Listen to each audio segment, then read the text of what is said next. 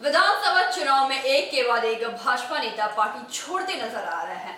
बाबुल सुप्रियो के बाद अब भाजपा की सक्रिय नेत्री सुधा देवी भी भाजपा पार्टी से अपना त्याग पत्र दे दी है।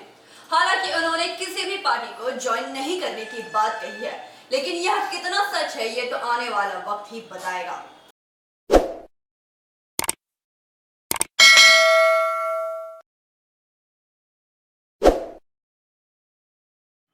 2013 से 2013 नवंबर दिसंबर के समय से भारतीय जनता पार्टी की कार्यकर्ता थी। भारतीय जनता पार्टी मैंने ज्वाइन किया और लगातार पार्टी के लिए मैं काम करती रही। लेकिन आज मैं काफ़ी सोच विचार के बाद, विधानसभा इलेक्शन के बाद से जो परिस्थितियां हैं और उसको देखते हुए काफ़ी सोच विचार करने के बाद मैं भारतीय जनता पार्टी से पदत्याग कर रही हूँ। पूरी तरह से भाजपा को छोड़ रही हूँ। क्यों? कारण देखिए, कारण क्या है, कुछ तो संगठन का देख ही रहे अवस्था आप लोग। विधानसभा इलेक्शन के बाद इतना दिन हो गया, अभी भी पश्चिम बंगाल में भाजपा का संगठन ठीक हुआ नहीं। इतनी बड़ी हार के बाद भी अभी भी कुछ भी नहीं है। आसनसोल में तो स्थिति बहुत खराब है।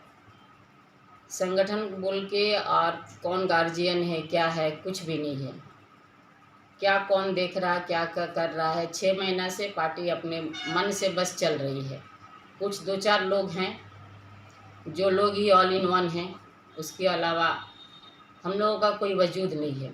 8 साल संगठन को देने के बाद भी आज ये स्थिति है कि अपना कोई वजूद नहीं है। थोड़ा इस वजह से बिजनेस में भी इफेक्ट पड़ रहा है। और सच पूछिए तो विधानसभा इलेक्शन के बाद से राजनीति से ही मन टूट गया। और पार्टी ज्वाइन कीजिएगा? नहीं,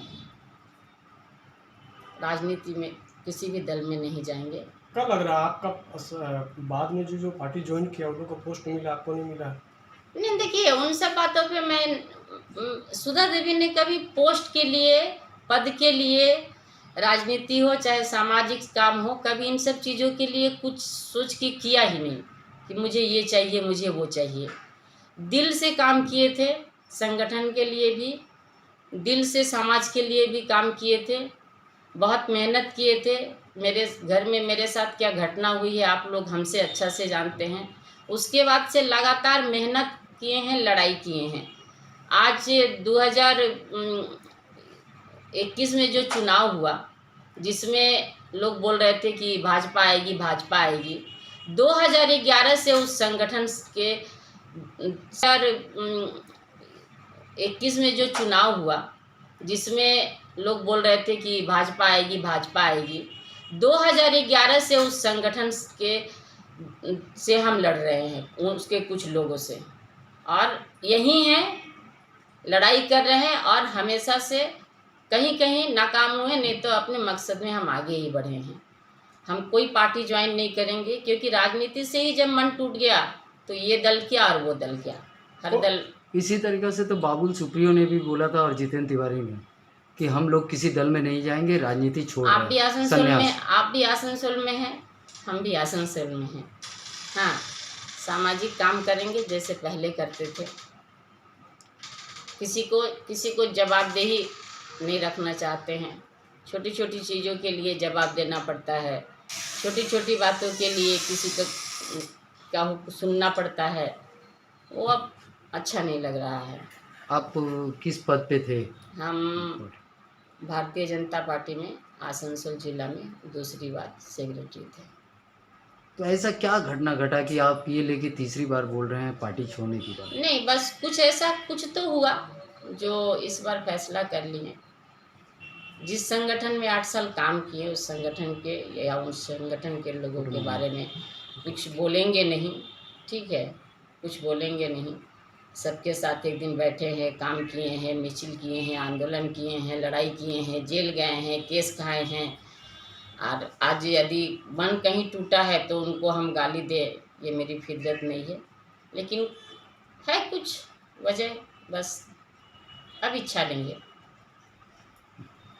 मोदी जी को दिल से मानते हैं, योगी जी को अपने बड़े भाई की तरह मानते हैं। भारत हिंदू धर्म के लिए ये लोग लड़ रहे हैं, अपने धर्म के लिए हमेशा अग्रसर रहेंगे। मोदी जी को कभी नहीं, मतलब मोदी जी नहीं तो देश का तरक्की नहीं, ये हम हमेशा उनके समर्थन में हमेशा रहेंगे। लेकिन अब भाजपा नहीं करेंगे, ना तो सड़क पे उतर के, ना ऑफिस में बैठ के, कहीं नहीं। बोल रहे हैं मैडम आप ये छोड़ रही है भाजपा बोल रहे हैं, तो ये त्यागपत्र के विषय में किसी को जानकारी दिए हैं या त्यागपत्र भेजे नहीं, हैं? त्यागपत्र हम दे किसको? यहाँ आसनसोल में कुछ संगठन ही नहीं है, हमको समझ में ही नहीं आता है। ना जिला प्रेसिडेंट कोई है, कोई बोल दो आदमी जिला प्रेसिडेंट बोलते हैं, कुछ नहीं है। संगठन के नाम पे जीरो हो गया है, इसलिए डायरेक्ट हम आसनसोल से संतोष मंडल की रिपोर्ट, पीवी न्यूज।